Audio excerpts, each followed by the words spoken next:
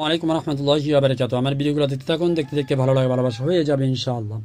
মুন্সিগঞ্জে বিএনপির দুই পক্ষের সংঘর্ষ, গুলিবিদ্ধ হয়েছে অলরেডি 8 জন। এখনই এই অবস্থা। অধিবক্ত বিস্তারকে কেন্দ্র করে মুন্সিগঞ্জ সদর মোল্লাকান্দি ইউনিয়নের বিএনপির দুই পক্ষের মধ্যে সংঘর্ষের ঘটনা ঘটেছে। এতে উভয় পক্ষের অন্তত 8 জন গুলিবিদ্ধ হয়েছেন। আহতদের মধ্যে 4 জনকে গুরুতর অবস্থায় ঢাকা পাঠিয়েছেন চিকিৎসকরা। শুক্রবার রাত 9:30টার দিকে মোল্লাকান্দি ইউনিয়নের মুন্সিকান্দি এলাকায় এ ঘটনা ঘটে।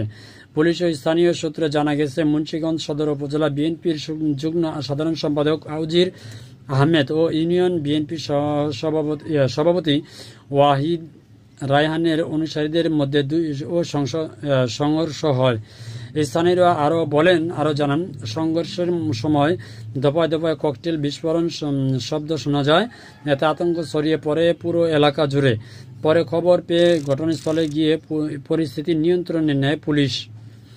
মুন্সিগঞ্জ সদর হাসপাতালে চিকিৎসা নেওয়া গুলিবিদ্ধ 8 জন হলেন শহীদুল মাতবর, মঞ্জু সরকার, শামীম সরকার, ও জাহাঙ্গীর সরকার, নজরুল সরকার, শরীফ মাতবর, সোহেল ও লিটন মিয়া। বিষয়টি নিশ্চিত করে জেনারেল হাসপাতাল জরুরি বিভাগের চিকিৎসক মাসুদ পারভেজ বলেন, হাসপাতালে আসা 8 জনের মধ্যে 6 জন গুলিবিদ্ধ এবং 2 জন ককটেলের আঘাতে আহত হয়েছেন। তাদের মধ্যে 4 জনকে গুরুতর অবস্থায় ঢাকা মেডিকেল কলেজ হাসপাতালে রেফার্ড করা হয়। রেফার্ড মানে তাদের রেফার্ডে আপনার ভর্তির একটা সুযোগ মিলে খুব দ্রুত। আমার কথা হচ্ছে, এই যে সাম্প্রতিক সময় মুন্সিগঞ্জে যে ঘটনা ঘটলো, বিএনপি তার দুই পক্ষ বিএনপি নেতা বা কর্মী, তারা নিজেরা কামড়ি খামাখামি করছে। এটা কোনো আমার বিষয় না। আমার বিষয় হচ্ছে, সাধারণ জনগণ দেখবেন যে তারা নিজেরা যদি এরকম কামড়ি করে, সাধারণ জনগণের উপরে খেপলে কি করবে। এটা হলো একটা সাবজেক্ট। দ্বিতীয় সাবজেক্টটা হচ্ছে,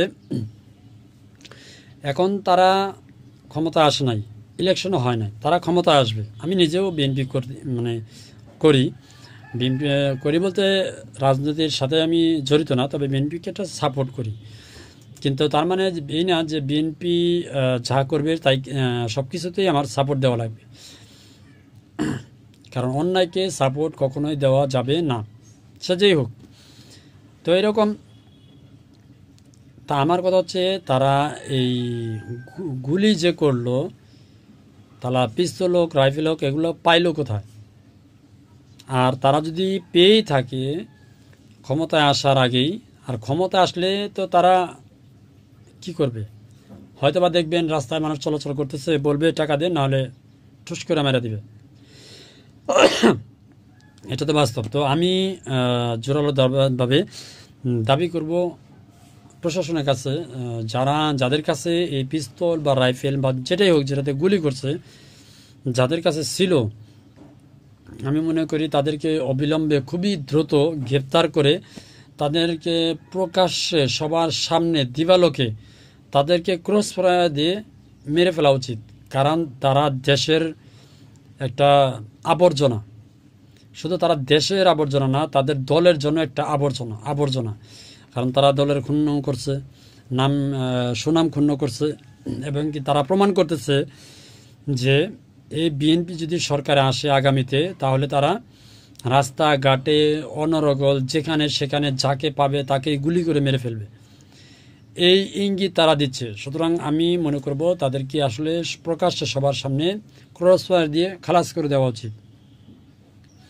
সরকারের প্রশাসন যদি না পারে, তাহলে আমি মনে করব বিএনপির যারা ঊর্ধ্বতন কর্মকর্তা আছেন, তারা নিজেরাই এই পদক্ষেপটা নেওয়া উচিত। তা না হলে জনগণ আর আপনাদের ভালোবাসবে না, এটাই বাস্তব।